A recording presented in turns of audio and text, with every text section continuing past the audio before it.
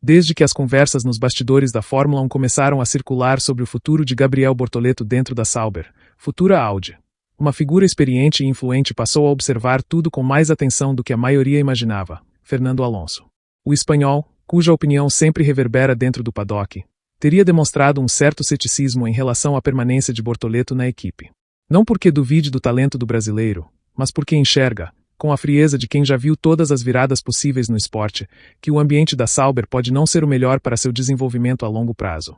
E, vindo de alguém que fez carreira justamente tomando decisões ousadas sobre onde estar e quando estar, esse tipo de análise se torna quase uma premonição. Alonso observa a Sauber de um ponto privilegiado, o topo da experiência, do pragmatismo e da leitura política da Fórmula 1. Ele percebe as forças internas, as limitações estruturais, as disputas de poder, a pressão que a Audi exerce nos bastidores e o peso que um projeto ambicioso, porém ainda imaturo, pode colocar nas costas de um piloto jovem. Em sua visão, manter Bortoleto preso a um time que ainda cambaleia entre reconstrução e ambição pode ser perigoso. O espanhol conhece bem o risco de apostar em equipes que prometem mundos e fundos, mas que, no fim das contas, só entregam frustrações.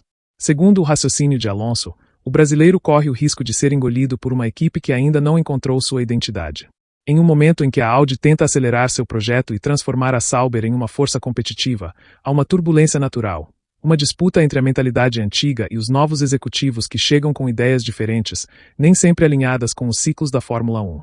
E para alguém como Bortoleto, ainda se adaptando ao funcionamento do circo, isso pode criar uma pressão desnecessária, sufocante, capaz até de travar seu desenvolvimento.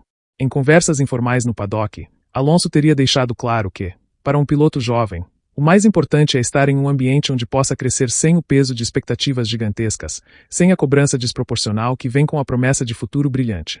E a Audi, justamente por representar um investimento pesado e uma entrada grandiosa na categoria, poderia transformar Bortoleto em alvo antes mesmo de ele estar pronto para carregar essa responsabilidade. O espanhol enxerga esse risco com clareza porque o viveu na pele. Ele sabe como é ser colocado como salvador de projetos frágeis, como é assumir o volante de carros que não acompanham seu talento e como isso pode machucar a carreira de um piloto de maneiras silenciosas, profundas e irreversíveis.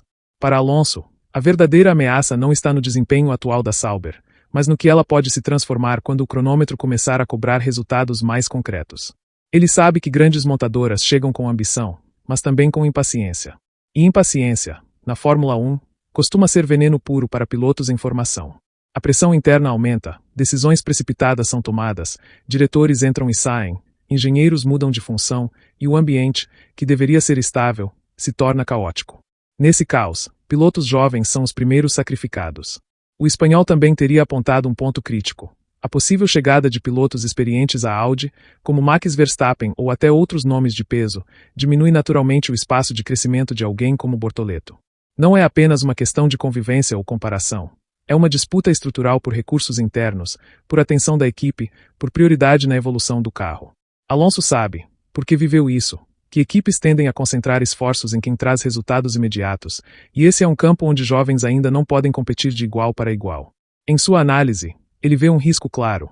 Bortoleto pode acabar virando um segundo piloto fixo, um recurso secundário, alguém utilizado para testes de acertos arriscados, para estratégias experimentais, para cobrir lacunas de desenvolvimento. Isso não apenas compromete seu ritmo de evolução, mas também desgasta a confiança do piloto, que começa a se enxergar como peça substituível em um mecanismo maior. E Alonso é categórico em sua visão. Nenhum jovem deveria aceitar esse destino quando ainda está consolidando sua identidade dentro da Fórmula 1. Outro ponto que Alonso teria destacado é o desalinhamento entre discurso e prática dentro da Sauber ou Audi. A equipe fala em evolução, fala em criar um ambiente de longo prazo, fala em apostar na juventude.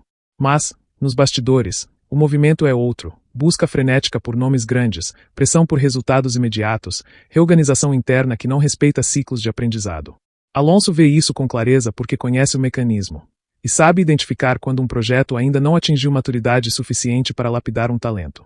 Ele teme que Bortoleto, ao insistir na permanência, acabe preso num ciclo de promessas e hesitações, como tantos pilotos foram ao longo da história do esporte.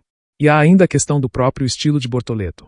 Para Alonso, o brasileiro é um piloto metódico, técnico, muito dependente de confiança no carro para extrair seu melhor.